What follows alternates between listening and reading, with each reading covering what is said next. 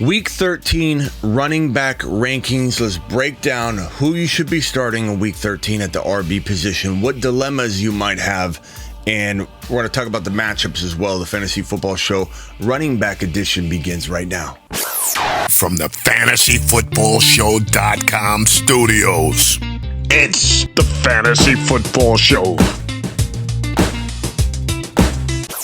Okay, so let's start off with Christian McCaffrey. In fact, let's start off with throwing the schedule on screen here. The schedule cannot determine everything, but it definitely will influence you when things are equal. Example, like Eckler's got a medium defensive matchup against the New England Patriots, but an easy matchup in terms of receiving the football.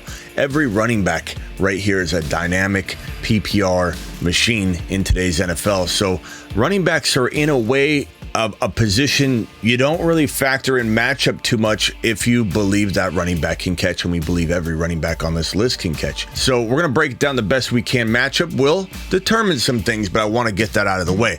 So let's kick it off with Christian McCaffrey at the number one spot. And this is kind of what I'm saying here. Let me minimize this a little bit. This is the schedule. It's important to keep it in mind. McCaffrey, number one. McCaffrey is going up against a very hard Philadelphia rushing attack, but they are pretty easy against the pass, and McCaffrey's going to be all over the place. This isn't a guy that even really runs for 100 yards a game. He's a combined 100-yard monster, a multiple touchdown threat every time he's on the field, and there's no reason because of the tough Philly rushing D to downgrade him at all. He is absolutely the running back one heading into the week. Now, I'm going to put this man here, Kyren Williams can do, like McCaffrey, damage via catching the football as much as he can running the football. So his Cleveland Brown matchup is not all that scary to me. I think you're probably going to say, hey, Cleveland Browns, no problem. Okay, maybe he runs for 40, 50, 60 yards and not 100, but he pulls in another 45, 50 yards and at least one touchdown. Kyren's my running back two, facing off against the Cleveland Browns in week number 13. Who's my running back three? Probably going to be this man, Alvin Kamara. If I can find him, there he is. Alvin Kamara, who is probably rolling without Olave. We'll update you on that. Without Olave, who's catching the football? Without Shaheed, who's catching the football? How are they?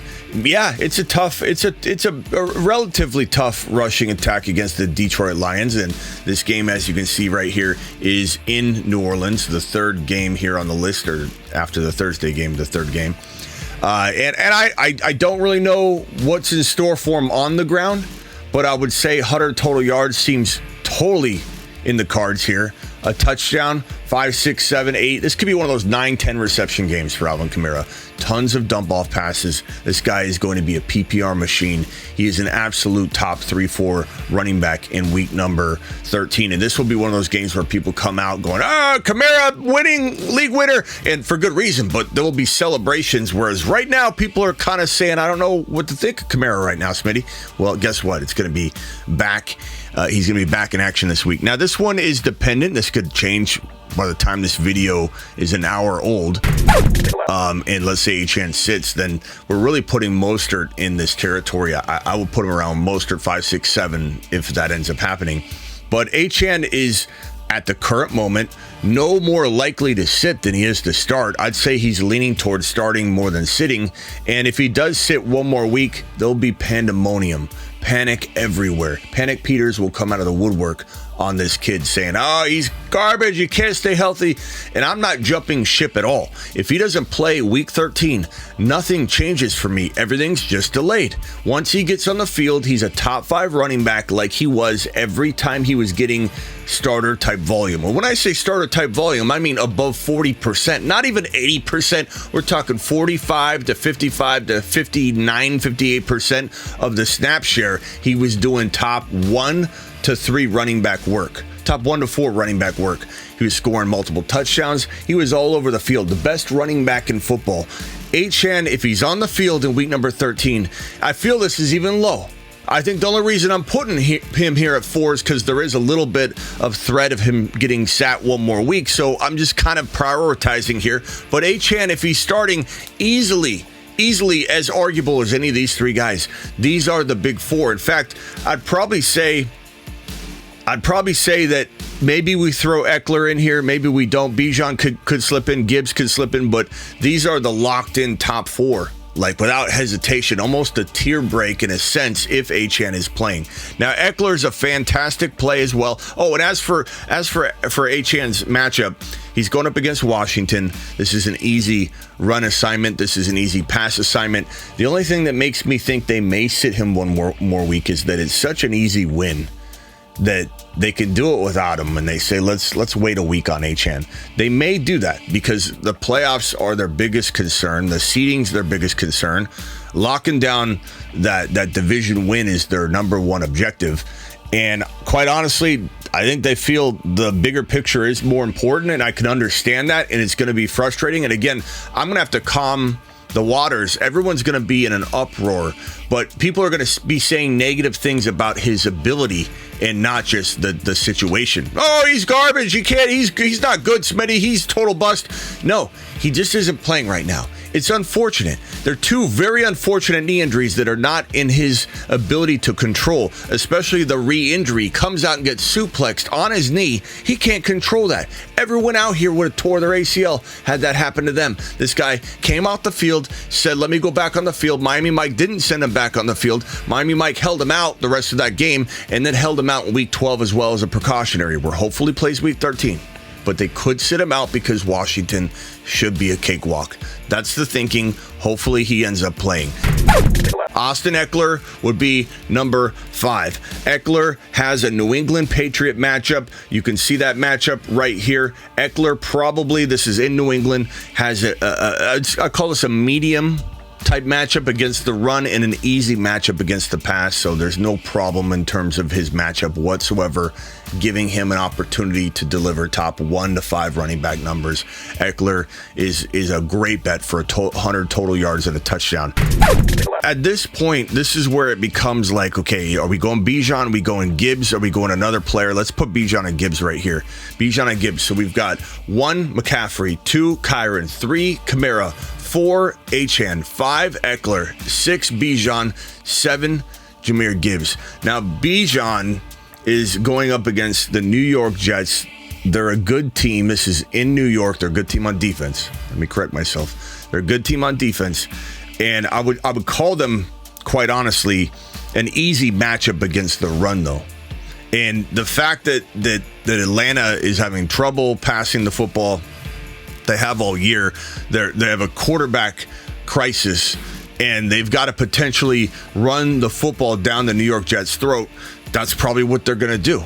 And I think they find some success here and there against the pass, and the Jets, against the passer, they're really a tough defense against the pass, but the fact that the defense is getting worn out, always on the field, they're becoming kind of a medium strength defense against the pass. But against the run, this is a cakewalk matchup, especially if they game script around that, the strength of the opportunity here.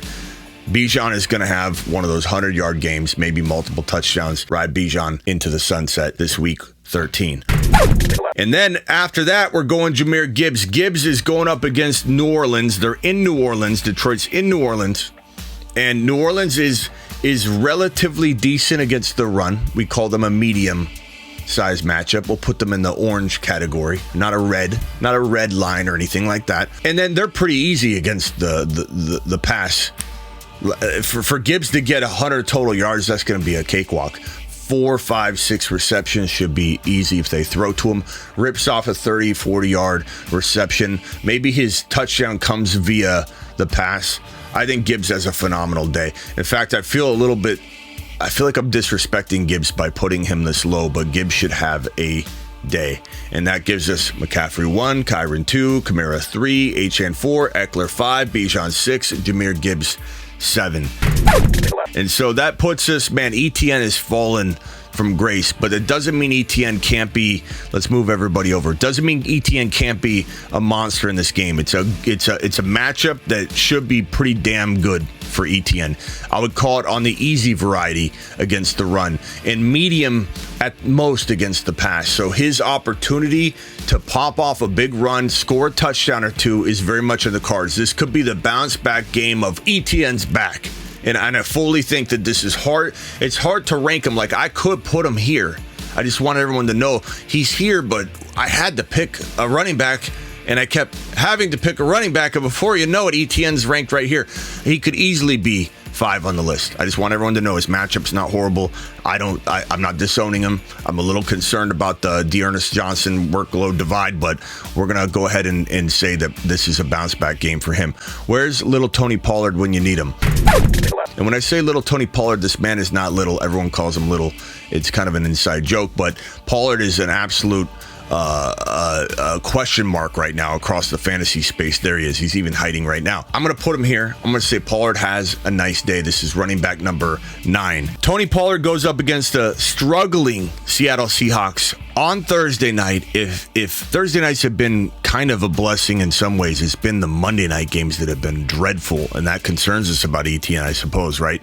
But maybe Etienne has a solid day. I mean, on Monday night, DJ Moore had a good day, so there's a possibility 1, 2, 3 players could do well, and the Bengals are just absolutely flat, as they probably will be because they have no quarterback. I think Monday night might be an anomaly in terms of this year's Monday nights because of Jacksonville being on point right now and Cincinnati being so awful. I think the Jaguars will rout them. You never know. Back on point here. Thursday night games have been pretty solid this year. So Cowboys at home versus the struggling Seattle Seahawks. I think that CeeDee Lamb and the boys will do really, really well. This is an easy passing matchup, of course, but it's also an easy cakewalk rushing matchup. So if the Cowboys get up big, and I think they probably will, you never know, then they run the ball.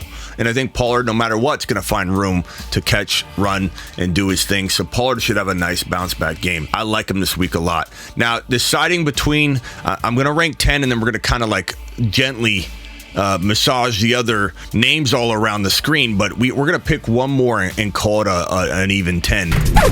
I've got Monty to be concerned about. That's a great ranking. Achane, why do I have 2 Achanes? Achane, he's so good he ranks twice on the list. Swift, Moss, Mostert. Mostert's tempting to put here. I'd almost say like Hall's gonna, I think, have a nice day, even though we've been waiting for him. Rashad White's been very consistent. Henry's certainly capable. Singletary's capable. Warren could bounce back, but I think he's more of a, let's hope he's a nice surprise.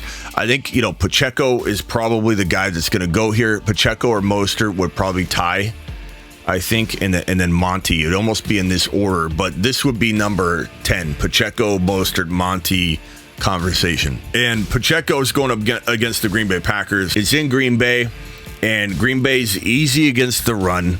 They're medium-ish against the pass. This should be a very nice game. Just so I don't confuse anybody, this should be a very nice game for Isaiah Pacheco. Very, very nice game for Isaiah Pacheco. I think something of the tune of like 110 rushing yards and at least 1 touchdown and a couple nice receptions, and just a nice little day for Pacheco. Mostert, again, would move up very high, probably in this territory if Achane is ruled out, but even if Achane's not ruled out, he's still going to rank around this territory. Maybe Monty's a little safer than him. Monty, again, like Gibbs, goes up against the New Orleans Saints in New Orleans, and that is a medium-ish matchup, easy against the pass. That favors Gibbs more than it does Monty, which is why Gibbs ranks higher than Monty, because Gibbs will be the receiving back. Monty's between the tackles on a medium-ish matchup. So rightly so, he ranks around this territory. If I had to say, hey, one of these guys is going to get in here that's not ranked, it's probably going to be Hall. I like Swift a lot. Moss, we'll see how he jumps right back into the swing of things. Rashad White's been catching footballs like crazy. Warren, I don't even know where to begin with these guys. It's kind of a grab bag. I know some of you that own these guys are like, oh, Smitty, I can't believe you don't have Rashad White at number 7. I'm telling you right now, he's a really, really strong argument for being in this anywhere near this Etienne, Pollard, Pacheco, Monty territory. Swift is a strong argument anywhere in here. Hall, a strong argument. So calm down, Caleb. Calm down in the back, okay? Moss could be number 7, 8, whatever, 5. Calm down. Calm down, Caleb. That is my week 13 running back rankings. Now go tear it up. The Fantasy Football Show is Monday through Friday, baby. Monday through Friday, 8 p.m. Eastern. 8 p.m. Eastern, Monday through Friday, and live whenever big news breaks. Appreciate you. From the FantasyFootballShow.com studios, it's the Fantasy Football Show.